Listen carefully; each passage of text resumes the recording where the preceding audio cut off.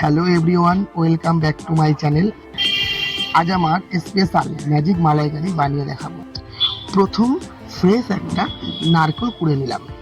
কুড়ানো নারকেলটা একটা ওড়নার ওপরে ঢেলে ভালো করে চেপে চেপে নারকেলের দুধটা বার করে নেব। নুন হলুদ মাখানো চিংড়ি মাছগুলো একে একে সব গরম তেলের মধ্যে ছেড়ে দিলাম। হালকা করে মাছগুলো ভেজে আর একটা পাত্রের মধ্যে তুলে নিলাম।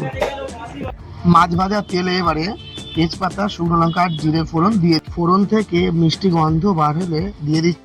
দেখুন পেঁয়াজগুলো নাড়াচাড়া করতে করতে আগে থেকে তৈরি করে রাখা নারকেলের ঘন দুধটা এবার ঢেলে দিলাম।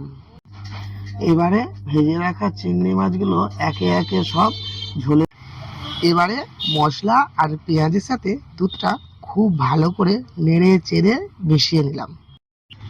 এবার রান্নার স্বাদটা একটু ব্যালেন্স করার জন্য হালকা একটু চিনি দিয়ে দিলাম। টেস্ট খুব সুন্দর হয়েছে। এই টেস্ট কেউ করতে পারবে না, প্রচুর সুন্দর।